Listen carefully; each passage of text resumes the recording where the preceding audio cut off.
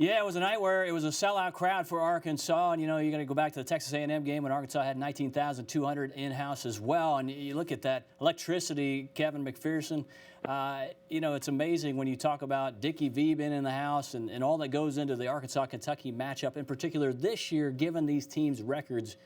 Your thoughts on the atmosphere there yesterday at the Bud? Well, it takes you back to the mid-'90s when Nolan Richardson had it rolling at Arkansas. You had students outside lining up in a long line, a thick line starting at 6 a.m. And back in the day, they'd camp out overnight. The university doesn't let them do it anymore, else they would have. And, Eric Musselman goes out and greets them, interacted with them, passed out goodies during the day. It was just one of those atmospheres that it wasn't just about the game inside the building. It was actually started outside the building hours before. And that's where Arkansas basketball can be.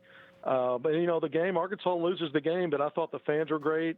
19,200, so like you said, sold out against A&M, but I thought this crowd energy was a little more charged up. It's just a little bit different. Like you said, Dickie V's in the house. It's Kentucky ranked 10th in the country. And, of course, Arkansas and Kentucky were tied for second place, one game out of first place coming into that game. So there was a lot on the line there. Yep, and then when you talk about what went wrong for the Arkansas Razorbacks, one thing you can point to, 33% from the floor, but what else stands out in your opinion? Well, sometimes it's not how many shots the other team makes, it's when they make them.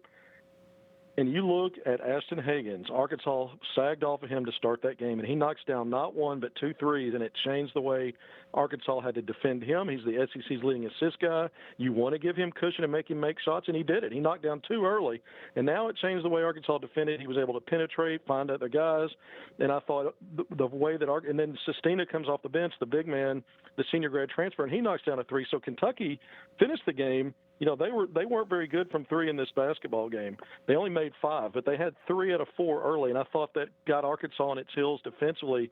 Arkansas had to push up, and then Kentucky was able to attack around the basket. And then late in the game, when Kentucky put together that 15-0 run, after Arkansas fought back and got the lead after the technical foul free throws after Calipari was tossed, Kentucky not only gets 2 runouts, gets behind Arkansas's defense for 2 runouts to retake the lead. They make their free throws, 6 of 6.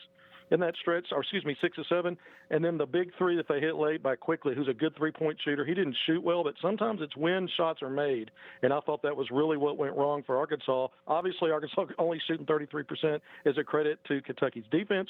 When Kentucky went on that 15-0 run to take over the game, I really thought Arkansas, going 0 of 7 from the field, but a couple of those misses were blocked shots, and Kentucky got in transition.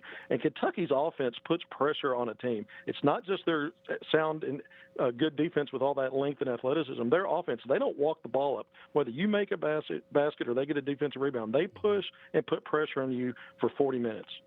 Your takeaways, you were there for the post-game press conference with Eric Musselman, because a couple things, you can obviously get to is that it didn't help that Desi Sills fouled out with 4:33 left. Mason Jones, who led Arkansas in scoring, led all scorers in this game, he fouls out with 3:28 left. But what else did you hear there from Coach Muss that really stood out?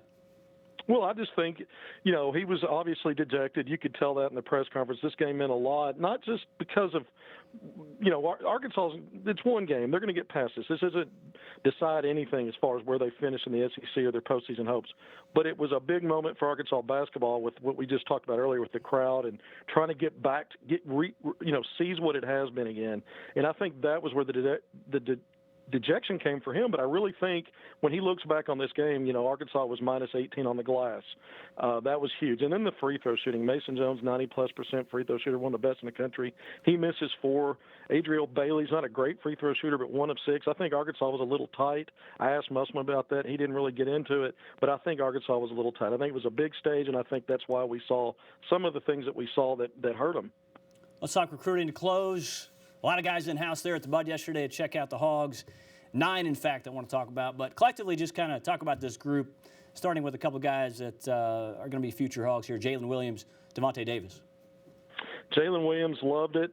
All the players, 9 visitors, everybody loved it. Jalen Williams really talked about the fact that, he thinks that it was a great atmosphere for all the recruits that were there, not just him. I thought that was a mature answer. Devontae Davis talked about the future and how he thinks they're going to be really good next year. He said he stood up the whole time cheering. Duncan Powell, the 2021 commit out of DeSoto, Texas, came up, and he said it was the loudest arena he'd ever been in for a game, and that it made him think about that he'll be in that same atmosphere, and soon enough, he's got another year of high school after this season. But everybody, Bryson Warren, the freshman at North Little Rock that just got an Arkansas offer on Friday, he was thrilled to be there. Khalil Ware, the sophomore at North Little Rock, also got an Arkansas offer on Friday. The 6'10" big man, he also had positive things to say, and was just appreciative of the entire weekend, not only getting the offer but get to go to that game. So everybody soaked up the atmosphere, and I don't think they took the negative of the loss.